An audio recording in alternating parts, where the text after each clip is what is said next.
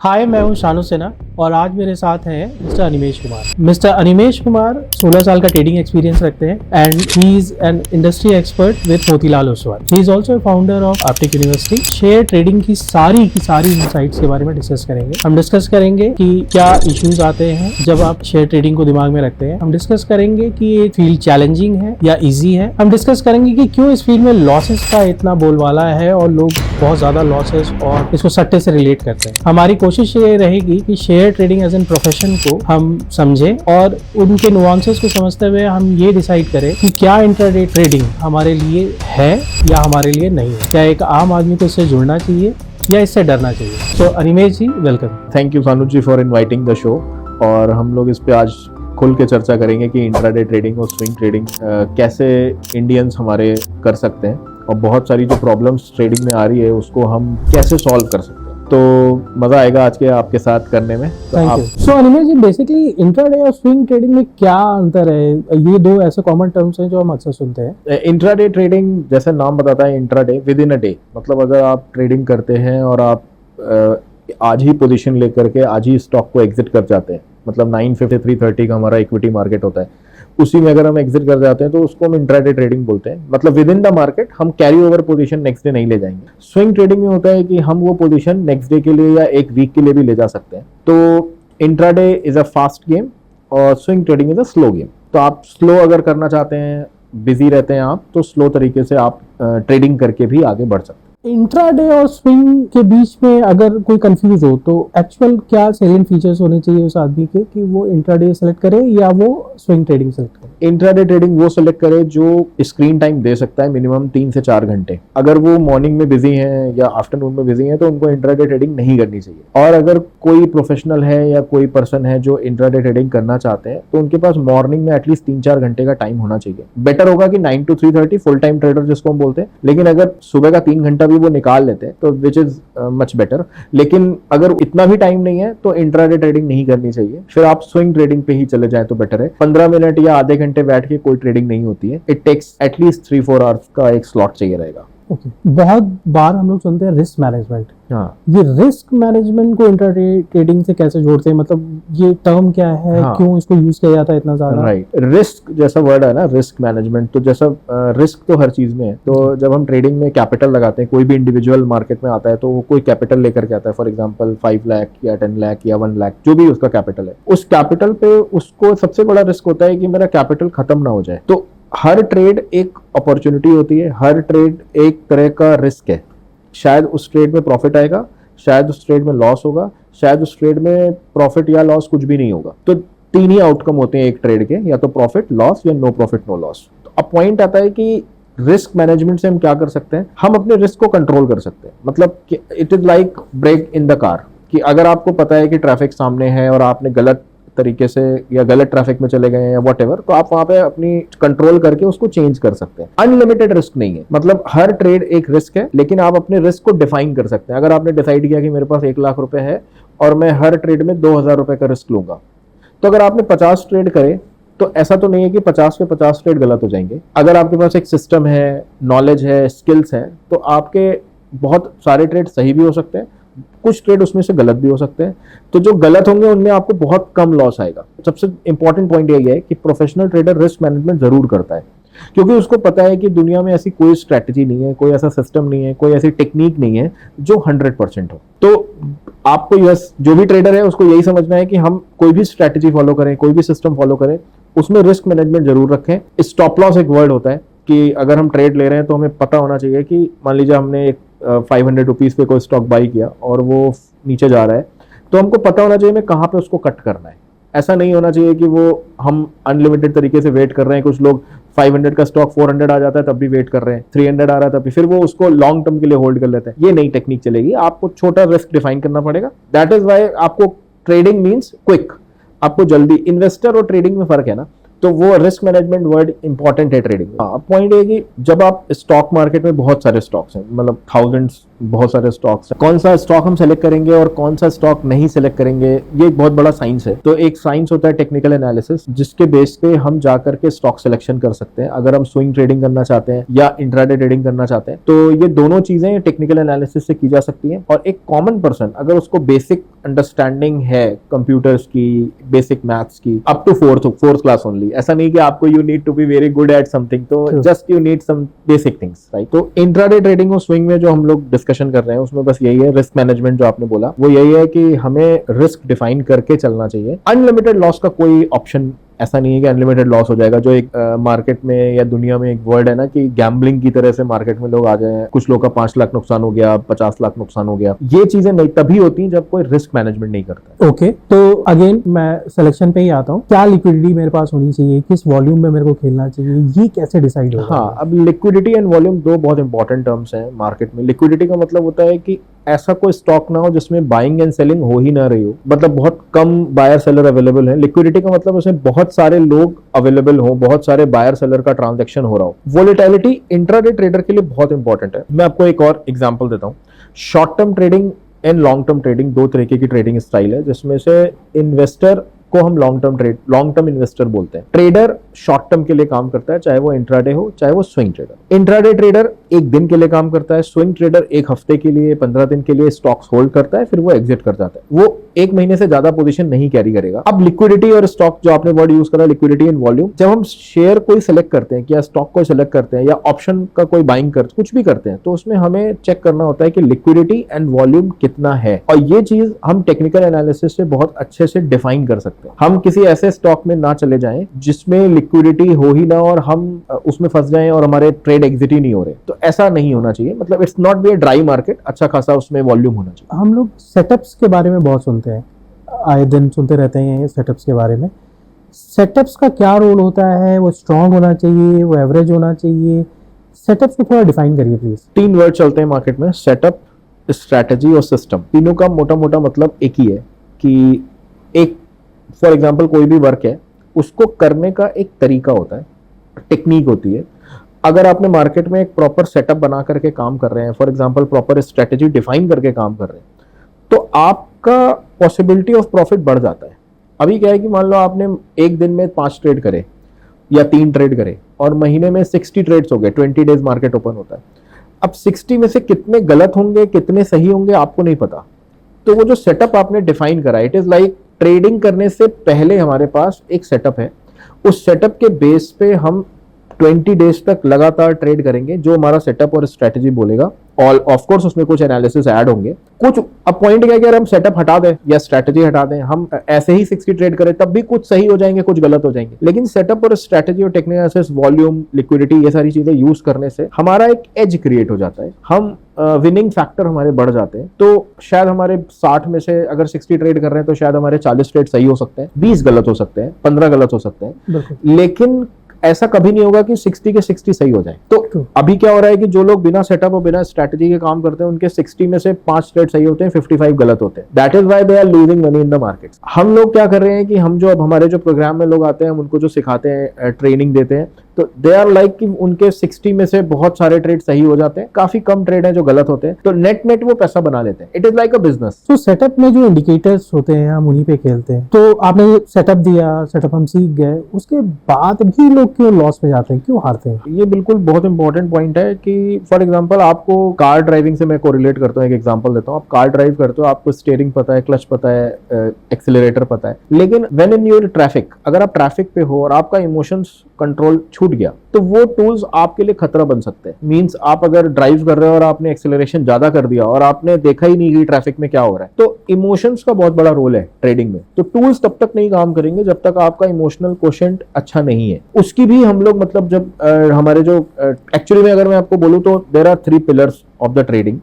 एक हमारा सबसे इंपॉर्टेंट होता है trading psychology, second is risk management and third is our trading system, strategy, setup, कुछ भी बोल सकते हैं। सेटअप की इंपॉर्टेंस पूरी ट्रेडिंग में 10% है और पूरा यूट्यूब और पूरा जो मीडिया है उसमें 90% डिस्कशन सेटअप के ऊपर हो रहा है। ओ मतलब ये बहुत बड़ा एक डिलेमा है, क्योंकि लोगों को लगता है कि मैं कोई इंडिकेटर नया सीख जाऊंगा या मैं कोई ऐसी चीज सीख जाऊंगा। Of course indicator setup strategies important है, लेकिन जब तक उस सेटअप के साथ हम एक, इट इज लाइक रेसिपी कि सेटअप और रिस्क मैनेजमेंट एंड साइकोलॉजी को जब तक हम मिलाएंगे नहीं और अपना ऑब्जेक्टिव डिफाइन नहीं करेंगे कि हम मार्केट से कमाना क्या चाहते हैं, मतलब अल्टीमेटली क्या हमारा प्लान क्या है, एक मतलब बिजनेस करने का एक तरीका होता है, वही ट्रेडिंग है।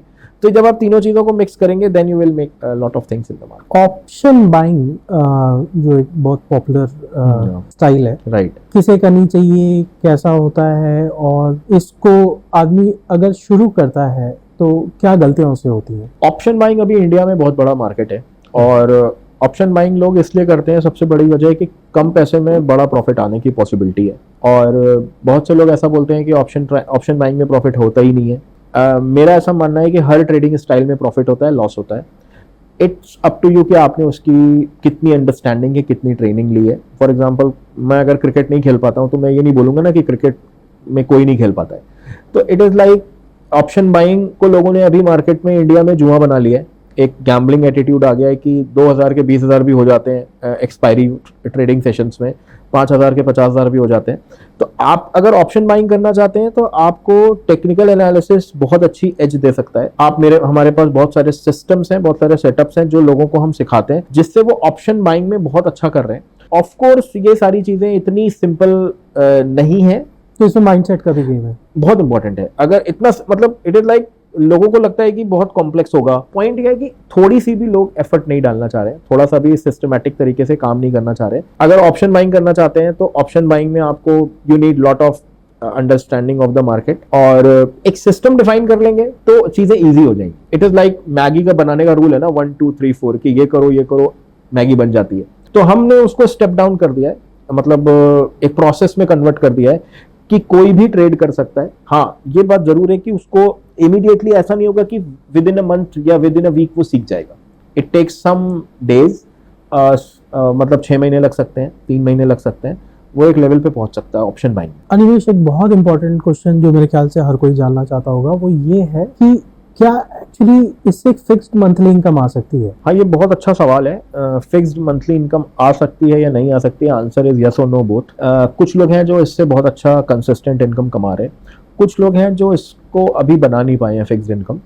फिक्स इनकम तो नहीं बोलना चाहिए, लेकिन आप एक सस्टेनेबल इनकम बना सकते हैं। फिक्स इनकम तो एक वर्ड हो गया कि मैं महीने के 1 लाख रुपए कमा रहा हूँ, 5 लाख कमा रहा हूँ। हो सकता है किसी महीने आपका जो प्रॉफिट है वो 80,000 हो किसी कैपिटल पे, हो सकता है किसी महीने आपका प्रॉफिट 5 लाख रुपए हो, depending how much capital you have, depending how much time you are giving to the markets, depending how your strategies are defined, risk management कैसे कर रखा है। इस तरह से चीजें जब हम करेंगे तो पॉसिबिलिटी ऑफ प्रॉफिट बढ़ता है। किसी भी बिजनेस का एक हर महीने एक जैसा प्रॉफिट नहीं होता है। अगर आप कोई भी कंपनी उठा लें, टाटा उठा लें, रिलायंस उठा लें, ये लोग हर क्वार्टर पे अपना एक रिपोर्ट निकालते हैं कि हमने इन 3 महीनों में क्या बिजनेस किया, उनका प्रॉफिट लॉस स्टेटमेंट क्या है। इतने बड़े ग्रुप से इनसे हमें सीखना चाहिए। तो हम जब ट्रेडिंग में आते हैं तो हमें भी 3 महीने का एवरेज लेना चाहिए कि हम हर 3 महीने पे कितना प्रॉफिट कमा रहे हैं। अब आप उसको, मान लो आपने 2 लाख कमाया, आप उसको 3 से डिवाइड कर दीजिए, 70,000 महीना आ गया आपका। अगर आप इस तरह सोचेंगे तो आप लॉन्ग टर्म मार्केट में टिक पाएंगे। अगर आप ये सोचेंगे नहीं मुझे पर मंथ 70,000 कमाना है, हो सकता है आपका कोई महीना 40,000 आए, कोई महीना 80,000 आए और अगला महीना 1 लाख आ जाए। यू नेवर नो, हो सकता है किसी महीने 10-20 हजार रुपए चला भी जाए। लॉसेस भी होते हैं, बड़ी जितनी कंपनी है सब। It's like a complete business. आप फिक्स नहीं कर सकते इसको, लेकिन सस्टेनेबल इनकम बन सकता है। तो जब लॉसेस होते हैं तो आदमी बहुत घबराने लगता है, तो हाँ, कैसे संभालना चाहिए? Losses are the part of the game. उसको लॉसेज नहीं बोलना चाहिए, कॉस्ट बोलना चाहिए। किसी भी बिजनेस को जब रन करते हैं तो उसमें ना एक कॉस्ट आती है। अगर वो कॉस्ट हमारे प्रॉफिट से बड़ी हो गई तो हम उसको लॉस बोल देते हैं। अगर कॉस्ट कम है, प्रॉफिट ज्यादा है, तो वो हमारा प्रॉफिट हो जाता है। तो जब हम कॉस्ट आती है तो हमें ये डरना नहीं चाहिए कि ये कॉस्ट कितनी आ रही है, क्यों आ रही है। हम अगर एक सिस्टम फॉलो कर रहे हैं, एक मार्केट स्ट्रक्चर को फॉलो कर रहे हैं, अगर हम एक वेल डिफाइंड अंडरस्टैंडिंग के साथ मार्केट में काम कर रहे हैं, तो पॉसिबिलिटी ऑफ प्रॉफिट बहुत बढ़ जाता है। आपको डेटा आपके पास होगा। जब आप कोई भी सेटअप फॉलो करते हैं तो आपके पास पुराना 6 महीने का या 3 महीने का डेटा होगा। उस ट्रस्ट के बेस पे आप अगला ट्रेड लेते हो। तो रिस्क तो है, लेकिन आप उसको मैनेज कर सकते हैं। It is like this, manage किया जा सकता है। तो अनिमेश जी, क्या इसको टेस्ट कर सकते हैं हम कोई भी सेटअप लेने से पहले, या एक टर्म आता है बैक टेस्टिंग का, वो क्या है बेसिकली?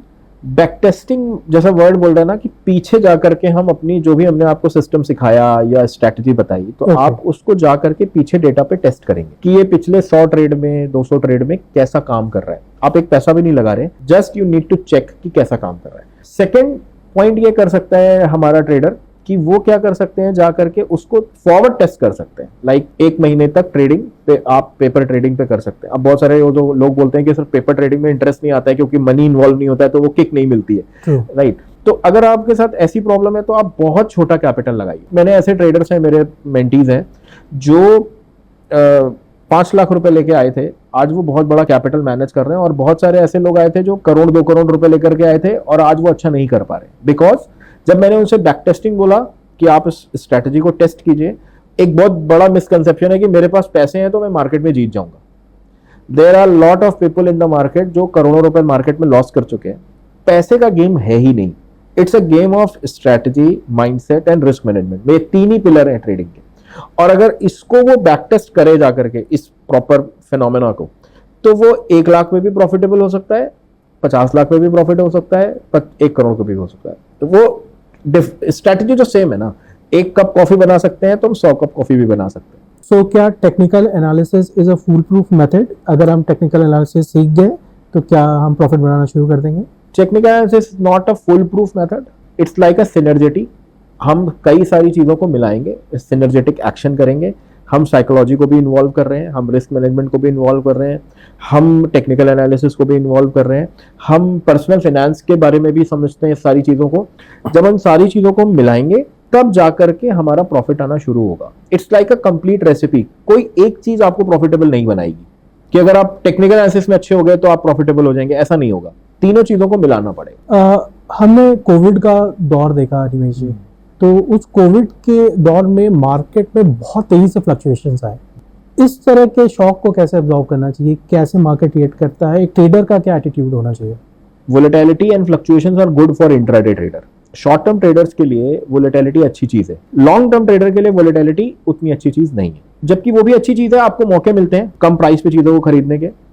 सिंपल है, अगर आप कम दाम में चीजों को खरीदेंगे, हाई प्राइस से बेचेंगे, then you are making profits. तो वोलेटिलिटी इज गुड। जब ऐसे कोई एडवर्स रिएक्शंस आते हैं मार्केट में, कोई अनवांटेड इकोनॉमिक ऐसी चीजें होती हैं, तो वहां पे टेक्निकल एनालिसिस बहुत अच्छा काम करता है।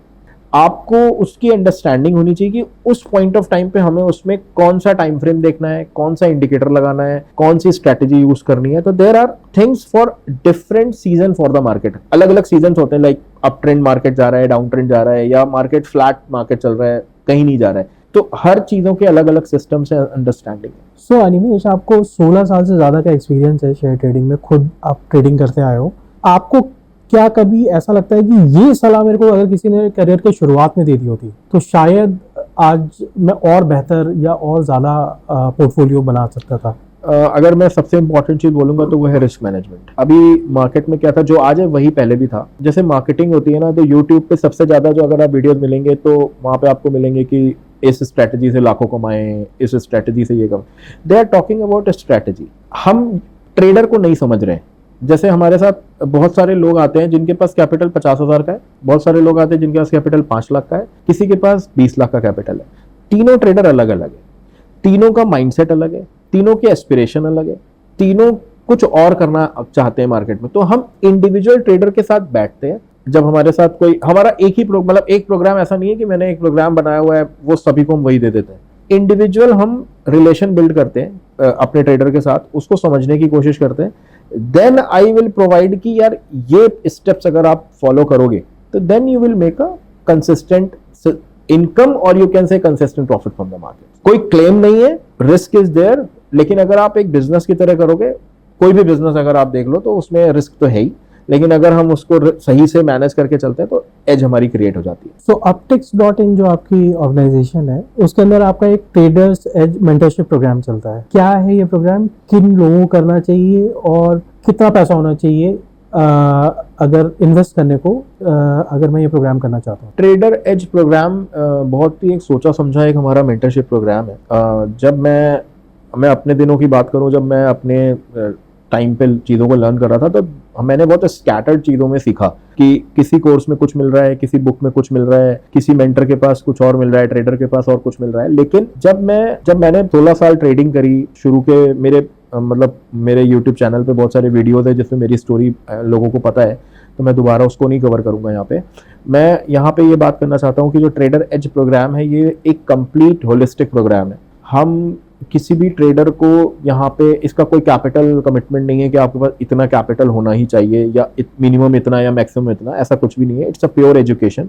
हम इसमें कोई एडवाइस नहीं देते, हम इसमें कोई फंड मैनेज नहीं करते, हम किसी को यहाँ पे टिप्स नहीं देते, हम एक प्योर एजुकेशन देते हैं। आपको इस काबिल बनाते हैं कि आप अपना फंड भी मैनेज कर सकते हैं और आप किसी का भी फंड मैनेज कर सकते हैं। तो आप you will be like expert. तो आपको कम टाइम में एक क्रिस्प अगर नॉलेज चाहिए, एक्शनेबल इनसाइट्स चाहिए, और मैं बहुत ट्रांसपेरेंट तरीके से बात करता हूँ। हमारा जैसे अभी मार्केट में क्या चल रहा है कि जैसे आप टेक्निकल वर्ड है, ट्रेडिंग व्यू में पाइन स्क्रिप्ट एडिटिंग उसमें कोडिंग होती है, तो लोग क्या करते हैं वो कोड बना करके सेल करते हैं, इंडिकेटर्स बेचते हैं। तो मैंने जब ये प्रैक्टिस देखी तो मेरे को इंडिकेटर से प्रॉफिट नहीं आता है, या ट्रेडर्स देख रहे हैं उनको पता है कि इंडिकेटर से प्रॉफिट नहीं आता है। When you make a complete trading plan then you will make money. तो अब माइंडसेट सबका अलग अलग है, सबका माइंड अलग अलग है, तो हमें पहले माइंडसेट पे काम करना पड़ता है। ट्रेडर एज में सबसे ज्यादा हम ध्यान देते हैं मेंटल ट्रेनिंग पे, हम ध्यान देते हैं रिस्क मैनेजमेंट पे, हम ध्यान देते हैं एक ट्रेडिंग सिस्टम उसको प्रोवाइड करते हैं, और वो ओपन होता है। ओपन का मतलब उस कोई सीक्रेट कोड नहीं है, हम उसके इंडिकेटर्स की वैल्यूज बता देते हैं, हम टाइम फ्रेम्स बता देते हैं, हम सब कुछ उसको डिफाइन कर देते हैं, तो वो उसको यूज कर ले। जैसे एक इंटरनेशनल मार्केट में यूएस में एक ट्रेडर हुए थे, रिचर्ड डेनिस, उन्होंने अपना पूरा ट्रेडिंग सिस्टम न्यूज़पेपर में निकलवा दिया था फ्री ऑफ कॉस्ट, पूरा विद रूल्स। और जब ये देखा गया कि आपने तो इजीली ये सारी चीजें सबको बता दी, लोग सोचते हैं कि मेरे पास कोई सीक्रेट कोड होगा। Yes, of course some trading systems are there. तो जब निकाला तो फिर एक रिजल्ट आया कि उसके बाद भी लोग प्रॉफिट नहीं कर पा रहे थे। तो आपको ट्रेडर बनना पड़ेगा ट्रेडिंग करने से पहले। सो YouTube पे भी तो इतने सारे कोर्सेज अवेलेबल हैं, मैं वो उन कोर्सेज को सीख सकता हूँ, ट्रायल एंड एरर से थोड़ा बहुत वो कर सकता हूँ। आप जो लर्निंग कर्व देते हैं और YouTube पे जो अवेलेबल है वाइडर वर्ल्ड में, उसमें कितना फर्क है?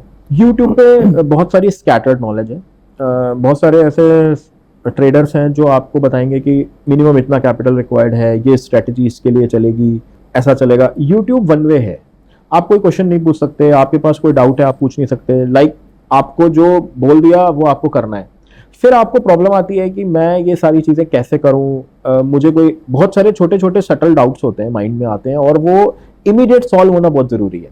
पता लगा आज डाउट आया, हम 15 दिन बाद सोच रहे हैं कि वो डाउट तो रह ही गया। तो कोई पूछने के लिए नहीं है, कोई बताने के लिए नहीं है, और अकाउंटेबिलिटी भी नहीं है। अकाउंटेबिलिटी का मतलब यहाँ पे ये नहीं है कि हम आपको 1 लाख पे 5 लाख बनाने का या 5 लाख पे 1 लाख बनाने का कुछ क्लेम कर रहे हैं। हम यहाँ पे ये बोल रहे हैं कि आप जो सिखाया जाएगा उसको आपको चेक करेंगे हम कि आप उसको अप्लाई कर पा रहे हो नहीं। मतलब ये प्रोग्राम सबके लिए नहीं है, ये प्रोग्राम बहुत ही सीरियस ट्रेडर्स के लिए है जो रियल में ट्रेडिंग करना चाहते हैं। अगर YouTube पे फ्री इंफॉर्मेशन मिल रही है तो आज तक इंडिया में 93% लोग मार्केट में लॉस करते हैं। ये मैं नहीं बोल रहा, ये सेबी बोल रहा है, सेबी का डेटा है।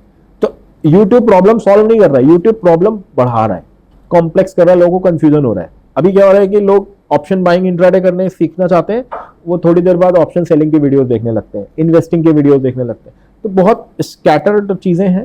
तो अगर मैं 3 पॉइंट में बोलूँ तो हम एजुकेशन भी देते हैं, उसको स्ट्रैटेजी भी समझाते हैं प्रॉपर एक्शनेबल, और उसको अकाउंट फॉर करते हैं अपने लिए कि वो मुझे बताए कि उसने क्या किया। उसका ट्रेड जर्नल हम लोग देखेंगे, उसकी बैक टेस्टिंग, उसने रिपोर्ट बनाई नहीं बनाई, तो एक फिर वो ना एक रिलेशन बिल्डअप हो जाता है, तो फिर वो इनहैंस हो जाता है, उसका भी कमिटमेंट आ जाता है ट्रेडर का। सो अनिमेश जी, बहुत सारे लोग हैं, बहुत सारे व्यूअर्स ऐसे हैं जिन्होंने बोला है कि हमने ऑनलाइन कोर्सेज भी अटेंड किए हैं, और ऐसे हजारों कोर्सेज हैं जो अवेलेबल हैं आज के टाइम पे, और पोर्टफोलियो देख के वो भी काफ़ी एक्सपर्ट लगते हैं। हमारे कई सारे व्यूअर्स थे, उनके प्रोग्राम अटेंड किए, कई सारे मेरे फ्रेंड्स हैं जिन्होंने वो प्रोग्राम अटेंड किए हैं, बट इतना कंफ्यूजन है और इतनी ज़्यादा उन प्रोग्राम्स में चीज़ें हैपेसर्ड हैं कि समझ में नहीं आता है कि क्या हम कुछ सीख गए या अभी भी कुछ रह गया।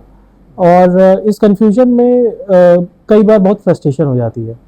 आपका प्रोग्राम कैसे डिफरेंट है इससे? बहुत अच्छा आपका क्वेश्चन है। पॉइंट ये है कि देयर आर लॉट ऑफ, जैसा आपने बोला कि बहुत सारे कोर्सेज हैं, बहुत सारे लोग हैं जो सिखा रहे हैं। हमें कैसे पता चलेगा कि कौन सा प्रोग्राम मेरे लिए है, राइट? तो हमने इस प्रॉब्लम को सॉल्व करने के लिए एक प्रॉपर एक क्वेश्चनर बनाया हुआ है, और उसमें 50 क्वेश्चंस हैं हमारे, और वो 50 क्वेश्चंस हम जो भी लोग हमारे पास, ये हमारी ऑडियंस के लिए फ्रीली अवेलेबल होगा, आप डिस्क्रिप्शन में हम उसको लिंक दे देंगे, तो वो फॉर्म फिल कर दें। हमारी टीम उनको कॉल करेगी, हम उनसे समझेंगे कि उनके एस्पिरेशन क्या है, हम क्या नॉलेज दे सकते हैं। हम साफ मना कर देते हैं अगर उनके एस्पिरेशन हमारे नॉलेज से मैच नहीं करती। तो अगर हमारा प्रोग्राम उनको हेल्प कर सकता है तो हम उनको आगे बढ़ने के लिए बोलेंगे। अगर हमारा प्रोग्राम उनको हेल्प करने के लिए नहीं एलिजिबल है तो हम उनको बोल देंगे सर कि ये प्रोग्राम आपके लिए अवेलेबल नहीं। एक बात। दूसरी बात ये है कि बहुत सारे मेंटर्स हैं, उनमें से चूज कैसे करें, बहुत सारे टीचर्स हैं, उनमें से चूज कैसे करें। तो सबसे इंपॉर्टेंट चीज, जो टीचर है वो प्रैक्टिकल ट्रेडर होना चाहिए। मैं अपनी बात नहीं कर रहा हूँ, बहुत सारे और भी ट्रेडर्स हैं जो सिखाते हैं। सबसे इंपॉर्टेंट चीज जो मैंने नोटिस करी है करते समय, एक ट्रस्ट फैक्टर की आती है कि मैं सबसे इंपॉर्टेंट ना, एक अगर आप एक ट्रेडर की बात, जैसे हम लोग यहाँ बैठ के बात कर रहे हैं, लेकिन जो ऑडियंस हमारी देख रही है, जो ट्रेडर बैठा है उसका सबसे इंपॉर्टेंट चीज है टाइम जी, कैपिटल। वो मेरी नॉलेज और मेरे ट्रस्ट के बेस पे कैपिटल लगाने वाला है, अपना हार्ड अर्न मनी लगाने वाला है। ट्रू। तो मैं कभी नहीं चाहूंगा कि हमारे ट्रेडर्स का हमारी नॉलेज या हमारी एक्सपर्टीज की वजह से उनका कहीं नुकसान हो जाए या उनको कोई प्रॉब्लम आए। तो उसको सॉल्व करने के लिए हमने बहुत सारे स्ट्रक्चर्स बनाए हुए हैं कि हम, बहुत सारे लेवल्स हैं हमारे, कि पहले ये आप करो, फिर ये करो, फिर ये करो। तो स्टेप बाय स्टेप हम लेके चलते हैं। सबसे इंपॉर्टेंट चीज, हर पर्सन का अंडरस्टैंडिंग लेवल अलग अलग होता है। बहुत सारी क्लासेस होती हैं जिसमें 300 लोग बैठे हैं, 250 लोग बैठे हैं, 50 लोग बैठे हैं, टीचर आए बोल के चले गए, कोई टू वे कम्युनिकेशन नहीं है, व्हाट्सएप सपोर्ट नहीं है, हमारी टीम है पूरी जो उनको हेल्प करती है।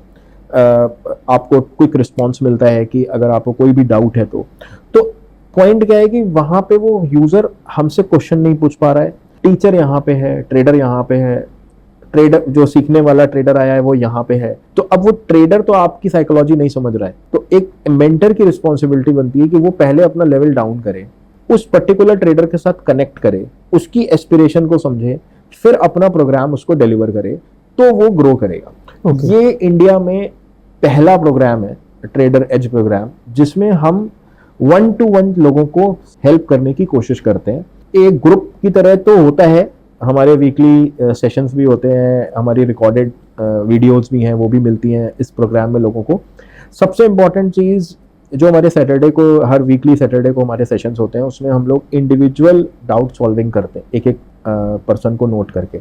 अगर उस पर्सन का डाउट किसी वजह से रह जाता है तो वो हमारे साथ मीट भी कर सकता है। अगर उसको रिक्वेस्ट करेगा कि मुझे एक प्रॉपर मीट करनी है या मुझे कोई और एक्स्ट्रा जानकारी लेनी है, तो हम उसको कभी मना नहीं करते, हम उसके ऊपर पर्सनली मीट करेंगे। मेरे लिए ट्रेडर एक डेटा पॉइंट नहीं है, वो एक इंडिविजुअल इंसान है, उसकी एक एस्पिरेशन है, वो स्टॉक मार्केट को देख करके बहुत फैसिनेट हो गया है, उसको बहुत मन कर रहा है कि मैं अपने कैपिटल को ग्रो करूं, लेकिन उसको सही गाइडेंस की जरूरत है, नहीं तो बहुत गड़बड़ चल रही है। ओके। कितने पैसे से शुरू कर सकते हैं? कि बहुत ज्यादा लोग कंफ्यूज होते हैं कि मेरे पास तो केवल 50,000 ही है लगाने को, या 10,000 ही है लगाने को, या मेरे पास 5 लाख है लगाने को। किन लोगों के लिए प्रोग्राम अच्छा है? देखो, मैं कैपिटल ऐसे नहीं बोल सकता, क्योंकि किसी भी लेवल के ट्रेडर के लिए प्रोग्राम हो सकता है, और कोई नंबर बोलना गलत होगा, क्योंकि हम कोई किसी को एडवाइस नहीं कर रहे या किसी को कुछ ऐसा बोल नहीं रहे कि आप इतना कैपिटल लगाएंगे तो इतना आरओआई आ जाएगा। जब हमारे प्रोग्राम में आएंगे तो आपको खुद वो फिगर पता चल जाएगी कि मेरे लिए कौन सी बेस्ट फिगर है। मैं आपको एक एग्जांपल के थ्रू समझा सकता हूँ। फॉर एग्जांपल, मेरी मंथली इनकम से 1 लाख रुपीज है, एग्जांपल बोल रहा हूँ, और मैं किसी भी ट्रेडर को अलाउ नहीं करता कि वो अपनी इनकम का 50% मार्केट में लगाए। मैं ऑलवेज से कि 20%, 10% आप मार्केट में लगाना चाहिए। आप अपने financial SEBI registered investment advisers जो हैं उनसे आप एडवाइस ले सकते हैं, क्योंकि हम लोग का काम आपको एक राइट एजुकेशन ट्रेनिंग प्रोवाइड करना है। हम कोई advice, tips, guarantee, portfolio management, ये सब चीजें नहीं करते, क्योंकि बहुत सारे ऑलरेडी स्कैम इस दुनिया में हो चुके हैं। और मेरा पर्सनली ऐसा मानना है कि आपसे अच्छा पैसा आपका कोई मैनेज नहीं कर सकता। अब आप थोड़ा सा सीखने के लिए रेडी हो जाइए तो आप बड़े बड़े फंड मैनेजर्स को बीट कर सकते हैं। दिस इज रियल थिंग, क्योंकि अगर आप जैक शोगर की एक बुक है, अननोन करके एक बुक है उनकी, अननोन मार्केट विजर्ड्स, तो उसमें बहुत सारे प्राइवेट ट्रेडर्स हैं यूएस में जिनको कोई नहीं जानता, बहुत बड़े नाम नहीं है, लेकिन उन्होंने मिलियंस एंड बिलियंस कमाए हैं मार्केट्स। तो अगर इंडिविजुअल ट्रेडर्स अगर एफर्ट डालेगा तो बहुत अच्छा कर सकता है मार्केट। तो क्या बहुत टाइम चाहिए इन सब चीज़ों ये प्रोग्राम हमारा 6 महीने तक चलता है। 3 महीने तक हम लोगों को बताते हैं कि हमारा कंटेंट क्या है और हम लोगों को सिखाते हैं, और 3 महीने हम उनको अप्लाई करवाते हैं। एक्चुअली में ना ज्योति 3 महीने पहले काम कर रही थी, वो आगे 3 महीने भी काम करेगी, ये प्रोबेबिलिटी क्रिएट हो जाती है। तो दैट इज वाई ये 3+3 महीने का प्रोग्राम है, टोटल 6 महीने लगते हैं, और आप उसके बाद एक अच्छे ट्रेडर बन सकते हैं। बन जाएंगे गारंटी ऐसा कुछ नहीं है, आपका एफर्ट भी मैटर करता है। क्योंकि मैं बार बार आपको दिख रहा होगा कि मैं बहुत गारंटी या बहुत कॉन्फिडेंस के साथ ये चीज नहीं बोल रहा हूँ। रीजन ये है क्योंकि ट्रेडर का पार्टिसिपेशन भी उतना चाहिए। मैंने तो बेस्ट दे दिया अपना, लेकिन वो ट्रेडर कुछ का कुछ कर रहा है, वो 4 कोर्सेज और कर रहा है, 4 यूट्यूब और देख रहा है, तो वो सब मिक्स एंड मैच हो जाता है। सो अनिमेश, पैसा खोने से हर कोई डरता है। ट्रू। क्या अगर वो डर मन में है तो मुझे शेयर ट्रेडिंग करनी चाहिए? बहुत अच्छा सवाल है। फॉर एग्जाम्पल आप, अगेन मैं आपके पॉइंट पे आता हूँ कि फॉर एग्जाम्पल आप एक मार्केट में गए और वहाँ पे आपके पर्स में 1000 रुपए हैं या 5000 रुपए हैं, और वहाँ पे मार्केट में या मॉल में आपको कोई गेम खिला रहा है, कोई एक गेम है, एजुकेशन बेस्ड गेम है, और उसमें फॉर एग्जाम्पल आपको 10 रुपीज़ या 20 रुपीज़ से इन्वेस्ट करके वो करना है। तो अगर मान लो अगर आप वो गेम खेलते हो और आप उसमें प्राइस है 20 का, 40 भी बना सकते हो, 80 भी बना सकते हो, आपकी पॉकेट में 5000 रुपए है और आप 20, 50, 100 रुपीज या 500 रुपीज का रिस्क ले रहे हो, तो आई थिंक इतना रिस्क तो हमें अपनी ग्रोथ के लिए लेना चाहिए। इन केस वो पैसा आपका किसी वजह से, आपकी गलती की वजह से, किसी भी वजह से वो आपका मार्केट में लॉस हो गया या चला गया, तो आई डो नॉट थिंक कि वो आपकी फाइनेंशियल पर्सनल लाइफ पे कोई बहुत बड़ा हर्ट करेगा। Okay, right. तो सारे ट्रेडर, जितने भी ट्रेडर हैं, वो कोई ना कोई रिस्क तो ले ही रहे हैं, और वैसे भी आप ले रहे हो। जो ट्रेडर्स हमें देख रहे हैं वो कहीं ना कहीं कुछ ना कुछ, बहुत सारे टेलीग्राम ग्रुप्स हैं, बहुत सारे टीवी चैनल्स हैं, बहुत सारे एसएमएसेस आते हैं उनके पास, वो कुछ ना कुछ तो कर ही रहे हैं। तो व्हाई डोंट कि अगर हमें करना ही है तो हम सीख के करें वो चीज। This is my main mission कि लोगों को सीख के ट्रेडिंग करनी चाहिए। अनिमेश जी, आपके जो स्टूडेंट्स हैं उनका टेक अवे क्या होता है? वो आपके प्रोग्राम शुरू होने पे कैसे होते हैं और वो एंड होने पे वो कैसे होते हैं? हाँ, बहुत सारे ट्रेडर्स आते हैं मेरे पास जो बिल्कुल बिगिनर होते हैं, आते हैं सर, उनको ट्रस्ट होता है, सर आपका प्रोग्राम कैसे ज्वाइन कर लें, बहुत सारे लोग हैं, बहुत सारे क्वेश्चंस होते हैं, और हम उन क्वेश्चंस को बहुत अप्रिशिएट करते हैं, क्योंकि अगर मैं भी किसी कोर्स को ज्वाइन करने जाऊंगा तो मेरे माइंड में भी ये सारे क्वेश्चंस आएंगे। वो आते हैं बहुत डरे हुए, बहुत डाउट में, और ज्वाइन करते हैं, फिर हम उनको ट्रेन करते हैं। 6 महीने बाद वो मेरे को बोलते हैं कि लाइफ ट्रांसफॉर्म हो चुकी है, और 6 महीने बाद उनको लगता है कि मेरी ट्रेडिंग एक लेवल पे पहुंच चुकी है। ऑफ कोर्स एक्सपीरियंस का रोल है, 3 महीने 6 महीने में कोई बहुत एक्सपर्ट ट्रेडर नहीं बन जाएगा, राइट, लेकिन 3-6 महीने में आपको क्लैरिटी आ जाती है कि अभी तक जो मैं कर रहा था पिछले 5 साल से, वो एक गैम्बलिंग थी, अब मैं एक प्रोफेशनल तरीके से हम ये काम कर रहे हैं। और इस प्रोग्राम में बहुत सारी बुक्स, उनको बहुत सारी गुडीज और किट्स, हमारी एक ट्रेडिंग किट है पूरी, वो उनके एड्रेस पे हम डिलीवर कराते हैं,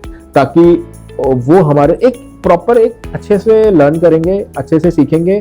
मार्केट में पैसा बनता है, 7% लोग पैसा बनाते हैं, 93% लोग नहीं बना पाते हैं। 7% कैसे बनाते हैं ये हमें सीखना है, 93 क्या करते हैं हमें नहीं जानना। This is the main goal, उसको सॉल्व करेंगे इस प्रोग्राम के।